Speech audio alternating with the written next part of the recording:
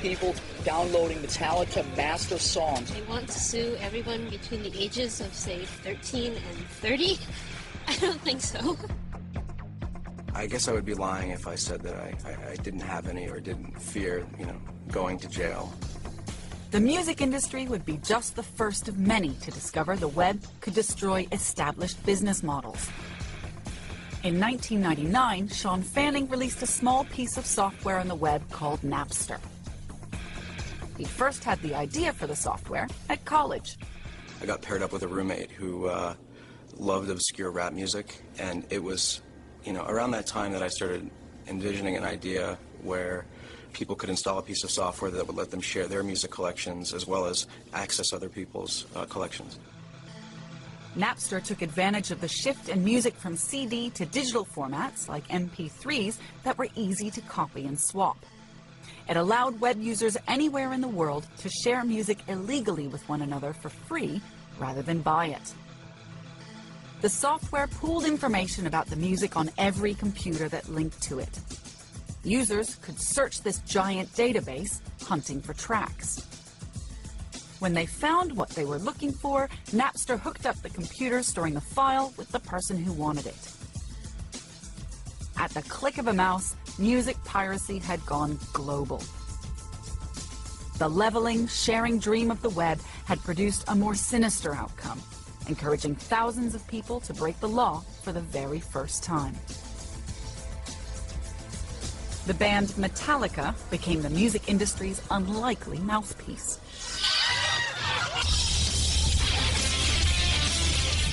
Their music is wild and anarchic, but to top band Metallica, it's serious business. When fans download it for free, Metallica gets angry. If you have the right to download my music for free, then let's say that you're a plumber or you're a car mechanic or whatever, then I have the right to call you up at any time and demand that you come over and fix my plumbing for free, or that you come over and fix my car next time it's not functioning for free. I never imagined at the outset that Napster would change the music industry at the level that it did, but they certainly felt the pain of being forced into a world of digital distribution. After 2 years of legal battles, in 2001, Napster was restricted, then shut down. But other more sophisticated services simply took its place. Today in Britain, the entertainment industry claims 95% of music exchanged online is unpaid for, and lost revenue from illegal downloads of films, software, TV, and music is worth £531 million. Our computer technology lets us copy everything instantly. It's very scary. It means a new world. A new world's ahead. And it may take decades. It may even take centuries before we actually get to the final ending point.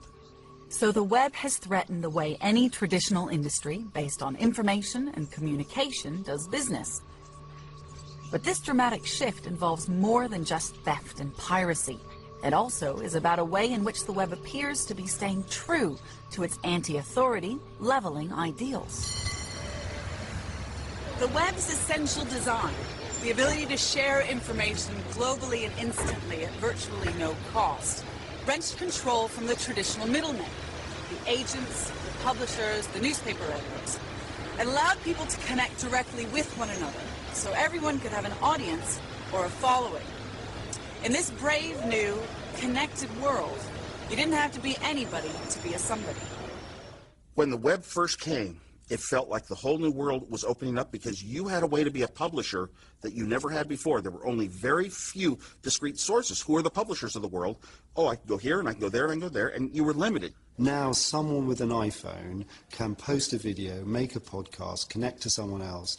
Anyone with the means of communication through a computer can have access potentially to a vast audience.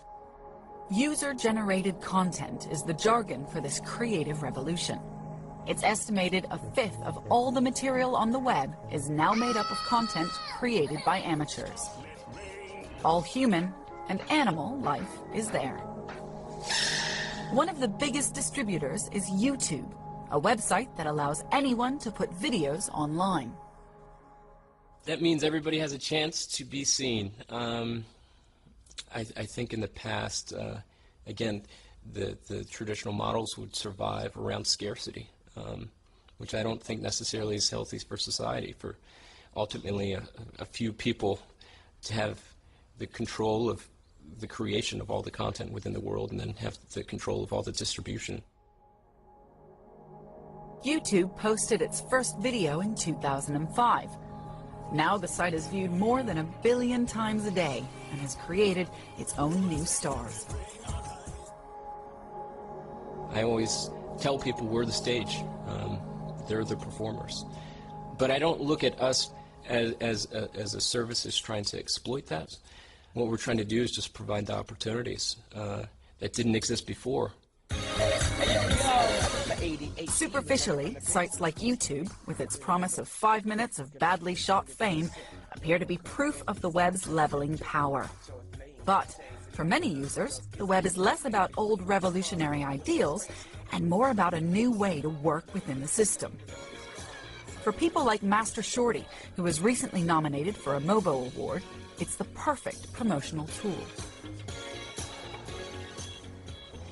Now you are promoting yourself, you're marketing yourself. Yeah. How has the internet made that possible in a way that you wouldn't have done before? I think that is what the internet is what made it possible. I use the web a lot, from promoting my music to finding producers to actually make the music, and in terms of promoting and marketing, I think that's the main source of resource that I use. My ADHD was running around. I believe the internet's full of, it's music lovers and journalists, so it's like a big community online with up-and-coming rappers, singers, musicians, producers. I'm able to reach loads of people at one specific time, quickly, at the drop of a hat. Looked at coldly, this user-generated, self-promoted world can seem less a challenge to established industries and more a kind of feeding ground, a way for new voices to be discovered and incorporated. You can shatter hierarchies, the hierarchies of the music business, for example. But in the end, once you become known, you have to sign up with one of the recording studios, as in American Idol. The old hierarchies are still there. They're just scrambling to adapt themselves to this new situation.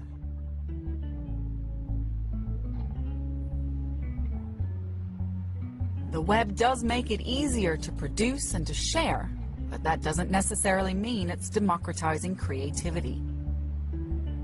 Examined closely again, something more intriguing, more disturbing even, begins to emerge. And it can be seen most clearly in the world of the blog.